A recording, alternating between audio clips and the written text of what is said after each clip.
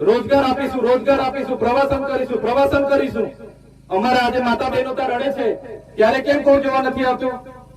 Saputara hill station બનાવવાના નામે ત્યાં મૂળ ગામ હતું તેને તમે નીચે મોકલી આપ્યું છે નવા ગામમાં. આજે લારી ગલ્લો નથી મેકવા દેતા. માલસામોટમાં જે પણ પ્રોજેક્ટ આવ્યો છે અમને વાંધો નથી, તમે વિકાસ કરો. 400 કરોડનો પ્રોજેક્ટ લાવો, 40 કરોડનો નહીં 400 નો લાવો, સહમત છે અમે. પણ અમારા લોકલ ગ્રામ પંચાયતની સહમતિ લો, અમારી વન અધિકારી સમિતિની સહમતિ લો, એમને ભાગીદારીમાં લો. બહારના લોકો આવે, અહીંયા કોર્પોરેટ જગતની નજર છે. 302 એકર જમીન માલસામોટમાં હાઉસિંગ સોસાયટીએ લીધી છે ભાઈ. એ એક પણ ઇંચ જમીન અમે આપીશું નહીં. એ સરકાર અહીંયા આર્મી મૂકી લેજો, લડવા માટે તૈયાર છે અમે.